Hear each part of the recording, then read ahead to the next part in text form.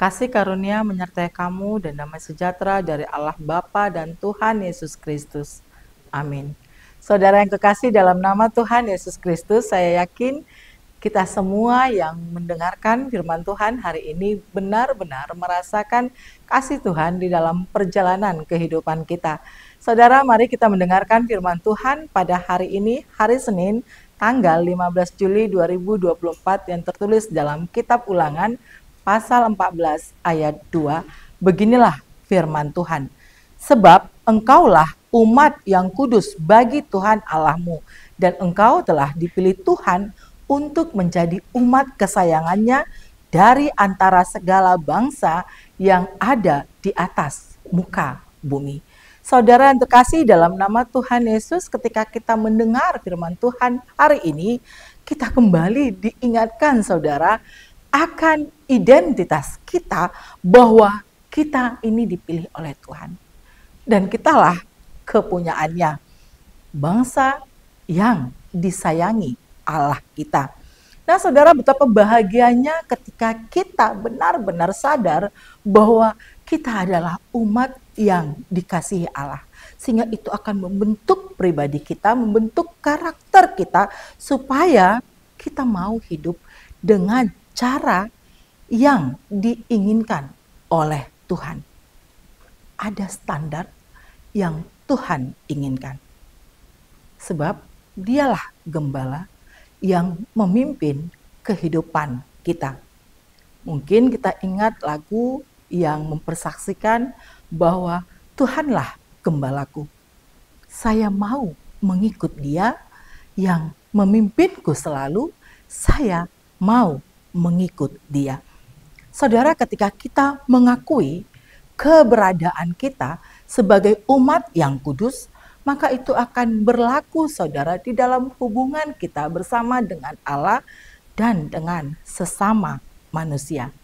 Agar kita mau hidup di dalam tuntunan Tuhan.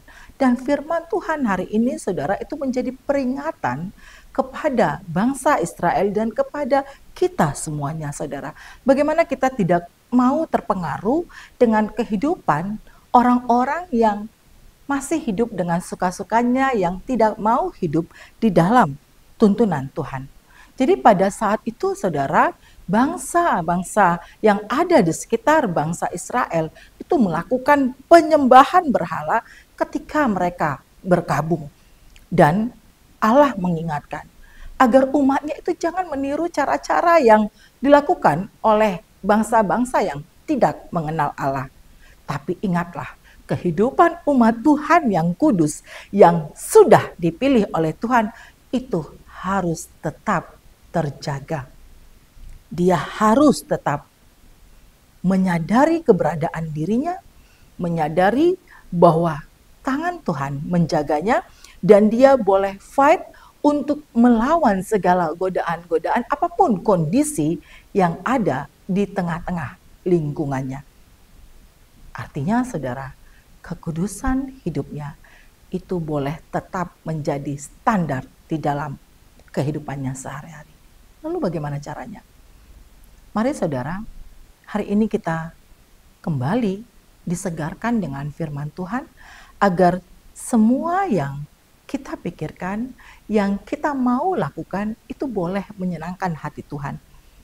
Apapun yang diajarkan di dalam Alkitab kita, ya, di dalam pengajaran-pengajaran yang sudah ditetapkan oleh bapak-bapak gereja kita, mari saudara kita menggunakan waktu apapun yang kita sampaikan di media sosial, ya, bagaimana kita boleh bersahabat, bertutur kata, bersikap, ya semuanya itu mari itu harus sesuai dengan firman Tuhan. Dan jangan pernah takut saudara untuk tetap hidup di dalam standar Tuhan.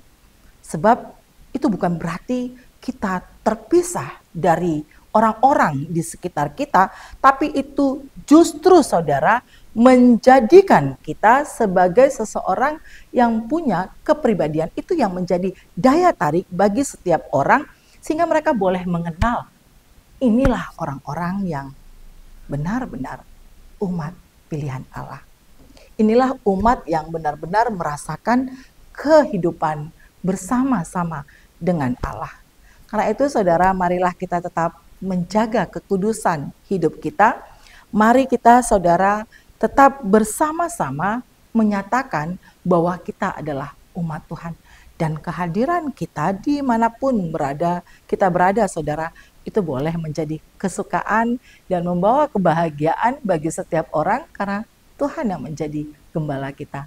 Amin. Kita bersatu dalam doa. Kami datang ke hadapan-Mu Tuhan dengan segala kerendahan hati kami, mengucap syukur atas segala kasih sayang Tuhan yang boleh terjadi di dalam perjalanan kehidupan kami. Kami tahu Tuhan tidak mudah untuk menjaga kekudusan hidup kami. Terkadang pergumulan, tantangan di sekitar kami itu membawa kami menjadi manusia yang lupa bahwa kami adalah umat yang telah Engkau pilih, yang telah Engkau panggil.